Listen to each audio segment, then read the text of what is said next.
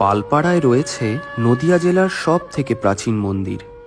Station জুড়ে প্রাচীনত্বের গন্ধ, সেই পুরনো দিনের কাঠের বেঞ্চ। 1700 খ্রিস্টাব্দের আশেপাশে জমিদার গন্ধর্ব রায় এই মন্দির বানান, যেটিকে সরকার 1915 সালে হেরিটেজ ঘোষণা করে। প্রাচীন মন্দিরের খুব অল্প টেরাকোটার কাজই অবশিষ্ট আছে, কিন্তু অবাক করে দেবে রাম এবং রাবণের মূর্তি, যা মন্দিরের দেওয়ালে। মন্দিরটি চারচালা গঠন রীতিতে নির্মিত।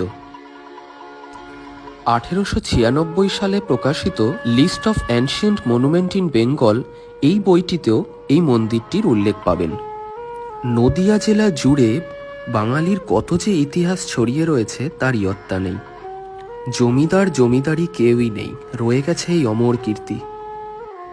এর পাশেই রয়েছে একটি 300 বছরের পুরনো শিব মন্দির, বাংলার গৌরবময় ইতিহাসের সাক্ষী পালপাড়া।